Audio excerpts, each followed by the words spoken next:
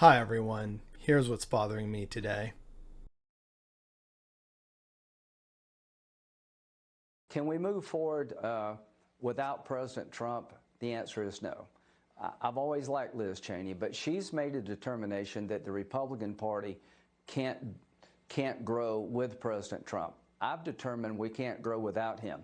All of these people like Herschel Walker and all the people you just named are attracted to the Trump Republican Party. Economic populism, America First agenda. If you don't get that as a Republican, you're making the biggest mistake in the history of the Republican Party. It's this video that's going viral now because Trump retweeted it. Because everyone's talking about, oh, Randy Quaid, and oh, isn't this so pathetic that Trump is sharing a Randy Quaid video? Randy Quaid is delusional, deranged, insane, etc.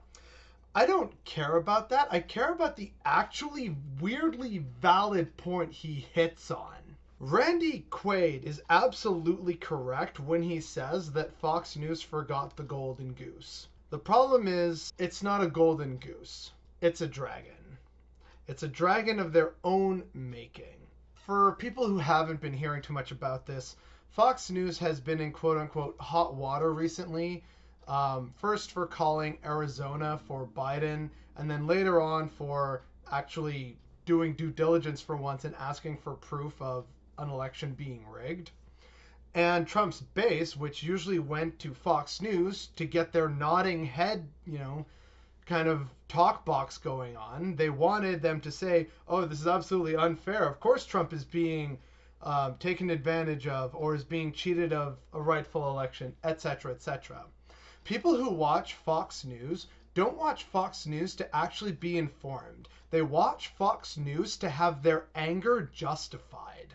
On the one hand, if Fox News just tanks and loses a bunch of money and has to fire people like Tucker Carlson, I'm not going to shed a single goddamn tear for them. I'm really not.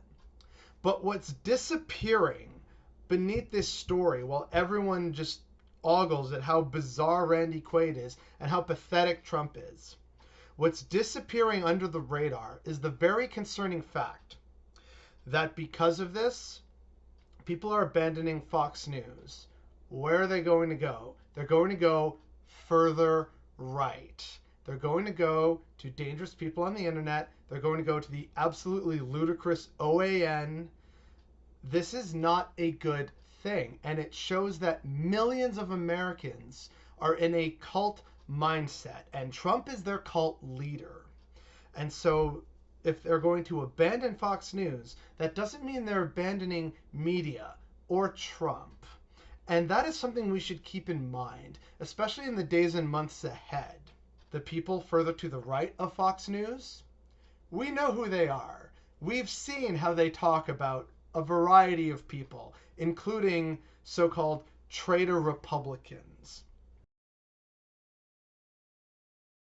And so when I logged on today onto Twitter, I see that MAGA is canceled is trending. But here's the thing. MAGA is not going away anytime soon. As it stands right now with the election of Joe Biden and all these people turning on Republicans because they dared to oppose their beloved dear leader, Donald J. Trump, if they feel that there's no space for them in the Republican Party, what are they going to do? They're still going to vote, probably. So either we see a renewed version of the Tea Party, and either they make a space for themselves with a vengeance in the Republican Party in 2022, or they decide that, the Republicans are bad and they need a new, true American party for real patriots and those who want to drain the swamp and know what needs to be done to get the corruption out of Washington. These people are still out there in the millions. They're still pissed off, and they're still going to want to see their guy or someone who supports their guy get in. So this is going to cause problems for Republicans in the future. Either they take over the Republican Party from within, or they find a new party and start their own party. Many of these Americans who have felt spurned by the Republican Party and who wish to see nothing but staunch until the end blood loyalty to Don, they are pissed. They're still out there. They still intend to vote.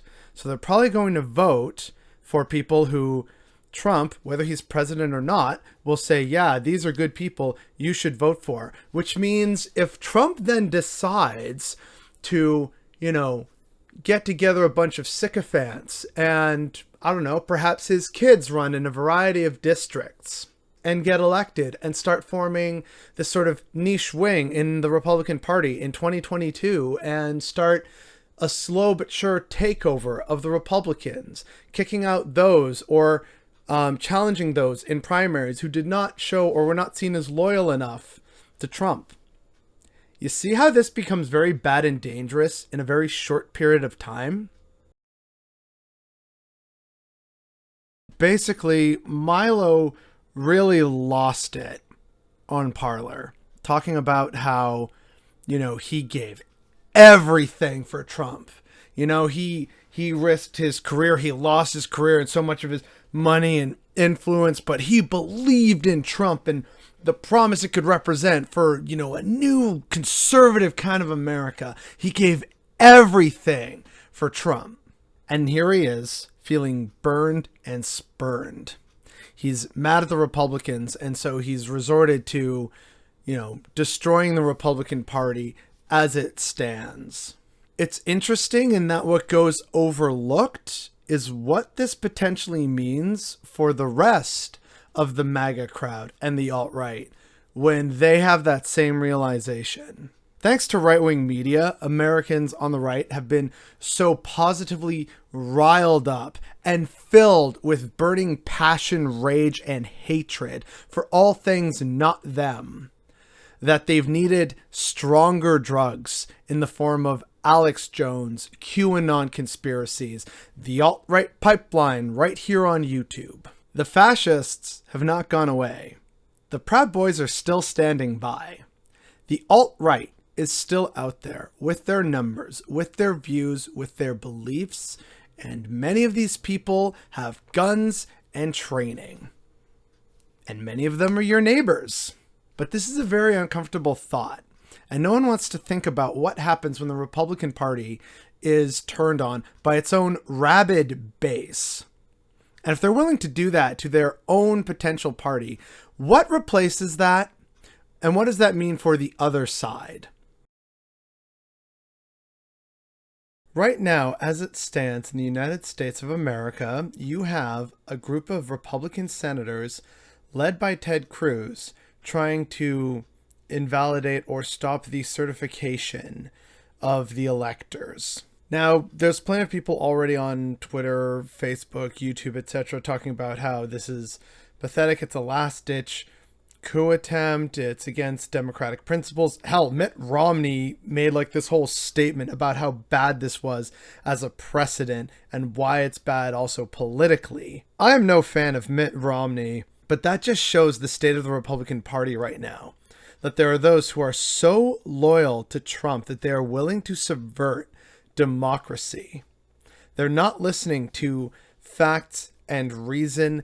They are so hell-bent on pleasing dear leader that they are just losing increasing touch with reality. You have a bunch of super Trump loyalists who are still trying to show, oh, look, see, I'm willing to support you, because right now there's a war for the heart and soul of the Republican Party.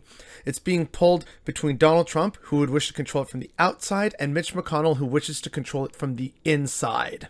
If the Republican Party disappears as a force, what replaces it, especially since it's already seen as the right-wing party, what replaces it is probably not too nice. What I really want to talk about today is about something that Lindsey Graham said years ago that's proving very prescient right now.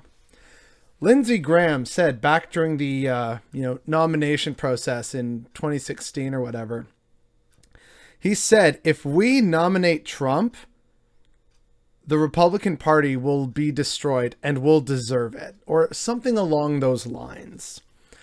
And he may very well be correct, because as I've pointed out and as we've all seen with the news and everything, there are plenty of diehard Trump loyalists who are very displeased with the GOP right now and not having, this supreme loyalty to their guy, right? So what does this mean for the Republican Party moving forward? And what does this mean for politics in general in America, whether it's on the left or the right? This is something that, hey, great. You know what? I'm not going to say don't celebrate this big win. Hopefully it means finally some good progress happening in America. Fingers crossed. But what's getting lost in this discussion is this, prophecy from Lindsey Graham, if you want to call it that, which is, if this is the end of the Republican Party as we know it, what does that mean and what replaces it?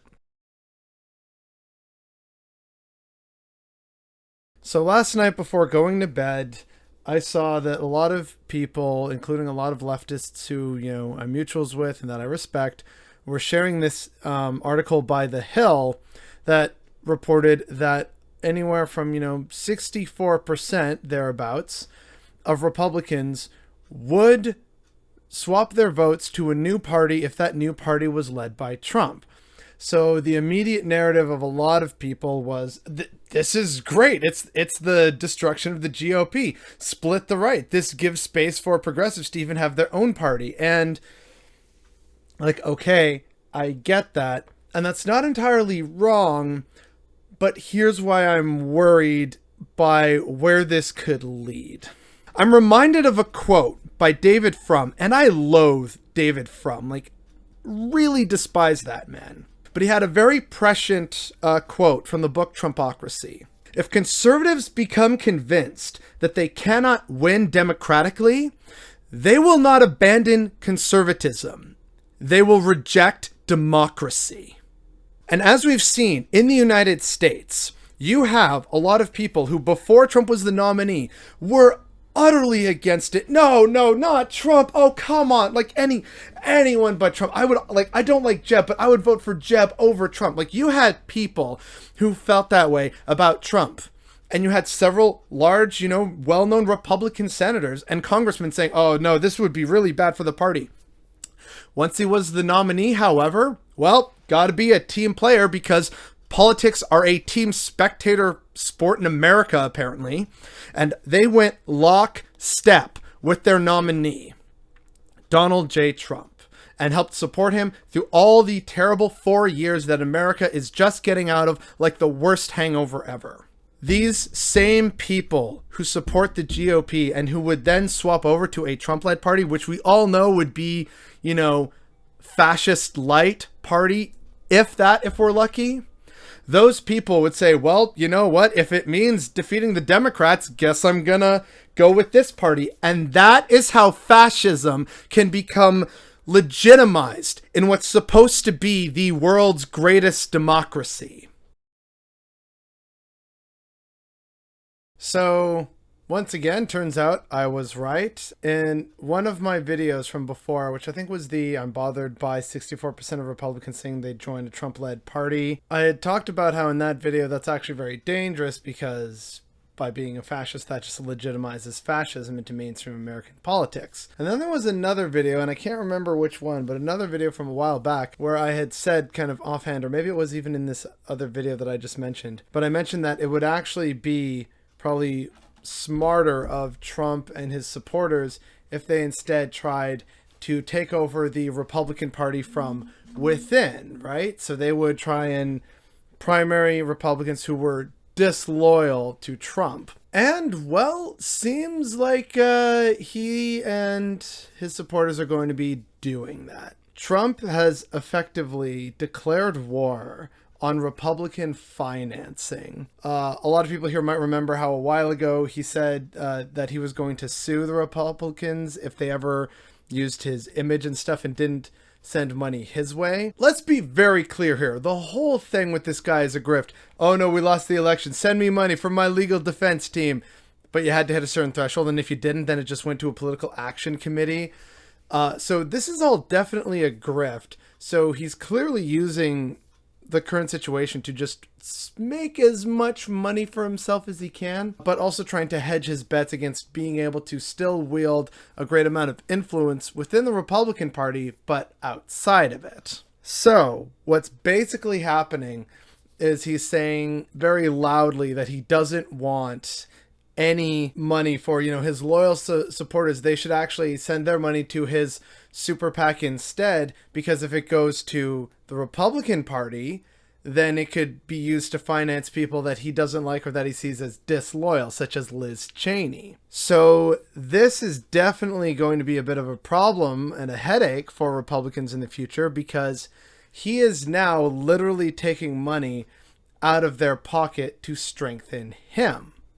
Which means the Republicans have the following choices. Either they deal with having less money to go around and risk losing election to Democrats, or they bite the bullet and say, okay, yeah, sure, we'll be sure that the candidate we nominate is a Trump loyalist, or, oh, well, don't worry, we won't help this disloyal person's re-election. In either instance, Trump gets to say that he wins. Now, granted, it comes at the expense, in at least one of those instances, of the Republican Party, but it's very clear that what he's beginning to try and do, which is something that I warned about at least a month ago, is he is going to try and direct his supporters and apply pressure on the Republican Party to replace people with his loyalists so that he can come right on back within the next few years, probably just in time for a 2024 run,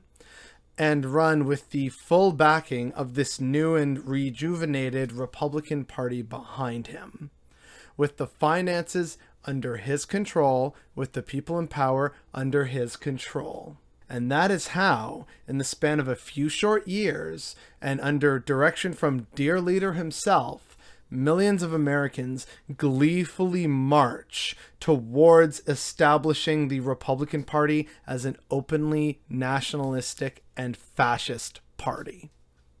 This is where America is right now. And it is scary, because as long as people recognize that it's the Republican Party and not some new party, they're going to say, well, we've always voted Republican, so we're going to vote Republican again. And many dangerous and insidious people who think the worst of those who are not them are going to get into the halls of power that they attempted to seize on January 6th. This is dangerous news. And I know there's going to be plenty of people out there saying, oh, this is great. Look at the Republicans fighting. Yeah, they're fighting right now. But then at the end of this, and Trump and his loyalists rise to the top again and decide to push again for more fascist means of seizing power, that's going to be a really big problem. And yet we still seem unprepared and unable to have this kind of discussion around the direction of American politics. Can we move forward without President Trump? The answer is no. I've always liked Liz Cheney, but she's made a determination that the Republican Party can't grow with President Trump. I've determined we can't grow without him. You were right, Mr. Graham. You were absolutely right. Because fascism deserves to be destroyed. And it's a shame and horrifying that you and your party are willingly accepting this. And the fact that all of you are complicit in this and have just accepted it in the name of power and abandoned any pretense for pretending to uphold the morals you claim to be the defenders of. The abandoning of all of this and just accepting the turn towards fascism is definitely what's bothering me today.